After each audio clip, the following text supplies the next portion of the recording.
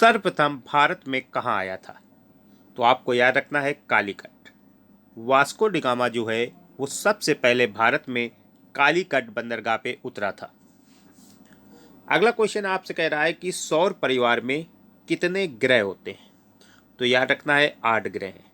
इस समय सौर परिवार में 8 ग्रह हैं। अगला क्वेश्चन आपसे कह रहा है कि नींबू और संतरे में कौन सा विटामिन पाया जाता है? तो याद रखना है विटामिन सी। नींबू और संतरे में विटामिन सी पाया जाता है।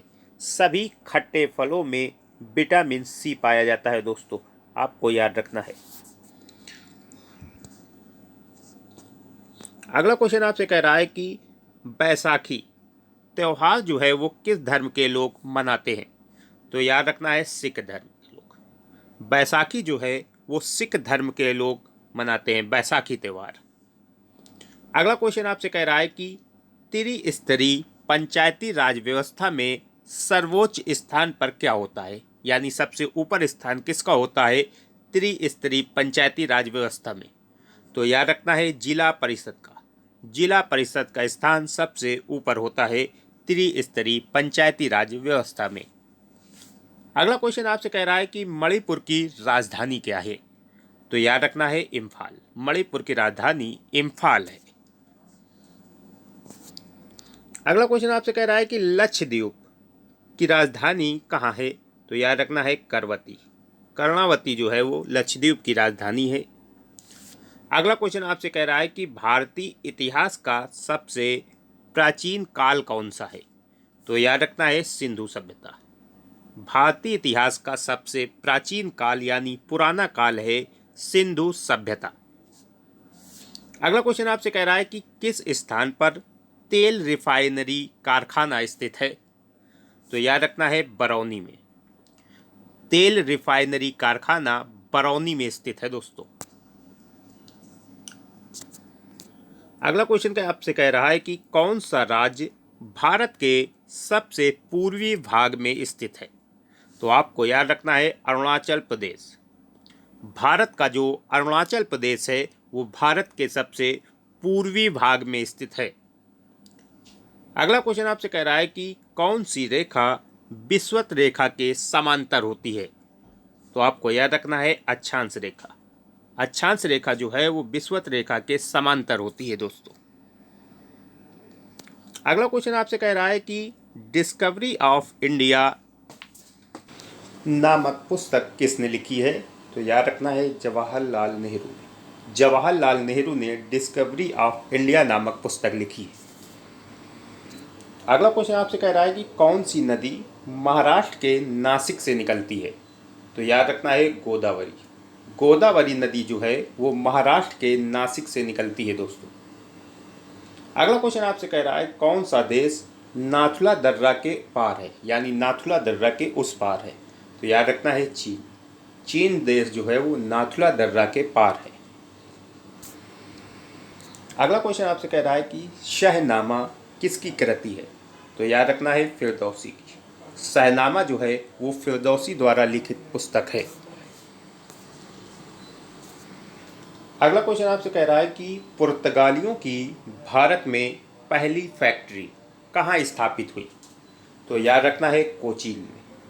पुर्तगालियों ने भारत में अपनी पहली फैक्ट्री कोचीन में लगाई थी दोस्तों। अगला क्वेश्चन कह रहा है कि किस भारतीय राज्य में विशाखापट्टनम बंदरगाह स्थित है? तो याद रखना है विशाखापट्टनम बंदरगाह जो है वो आंध्र प्रदेश में स्थित है, आंध्र प्रदेश में। अगला क्वेश्चन आपसे कह रहा है कि पृथ्वी के नज़दीक वायुमंडल की सबसे निचली परत कौन सी है? तो याद रखना है क्षोभ मंडल। वायुमंडल की सबसे निचली परत का नाम है क्षोभ मंडल। अगला क्वेश्चन आपसे कह रहा है कि गोवा को पुर्तगालियों से कब आज़ाद करवाया गया? तो याद रखना है 1964 में। गोवा को पुर्तगालियों से 1964 में आज़ाद करवाया गया था। अगला क्वेश्चन आपसे कह रहा है कि ऋग्वेद की रचना किस काल में हुई थी? तो याद रखना है वैदिक काल में। ऋग्वेद की रचना वैदिक काल में हुई थी। अगला क्वेश्चन कह रहा है कि भारत की डीजल इंजन विनिर्माण इकाई जिसका नाम है डीजल लोकोमोटिव वर्क्स कहाँ स्थित है? तो याद रखना है वाराणसी में। डीजल लोकोमोटिव वर्क्स वाराणसी में स्थित है। अगला क्वेश्चन आपसे कह रहा है कि विश्व का सबसे बड़ा देश कौन सा है? तो याद रखना है रूस। क्षेत्रफल के हिसाब से सबसे बड़ा देश विश्व का रूस है। अगला क्वेश्चन कह रहा है कि भारतीय सेना में विजयंत किसका नाम है? तो याद रखना है एक टैंक का नाम है। भारतीय सेना में विजयंत जो है वो एक टैंक का नाम है। अगला क्वेश्चन कह रहा है कि जय जवान जय किसान का नारा किसने दिया? तो याद रखना है लाल बहादुर शास्त्री। जय जवान और जय किसान का नारा लाल बहादुर शास्त्री ने दिया था। अगला क्वेश्चन कह रहा है कि भारतीय गणराज्य के प्रथम राष्ट्रपति कौन थे? तो आपको पता होगा डॉक्टर राजेंद्र प्रसाद। डॉक्टर राजेंद्र प्रसाद पहले राष्ट्रपति थे। अगला क्वेश्चन आपसे कह रहा है कि संविधान के प्रारूप समिति के चेयरमैन कौन थे? तो याद रखना है डॉक्टर भीमराव अंबेडकर। संविधान के प्रारूप समिति के चेयरमैन थे डॉक्टर BR अंबेडकर यानी भीमराव अंबेडकर। अगला क्वेश्चन कह रहा है बोध गया किस धर्म से संबंधित है? तो याद रखना है बौद्ध धर्म से। बोध गया जो है वो बौद्ध धर्म से संबंधित है। अगला क्वेश्चन आपसे कह रहा है कि चीनी यात्री फायान किसके काल में भारत आया था? तो याद रखना है विक्रमादित्य के शासनकाल में।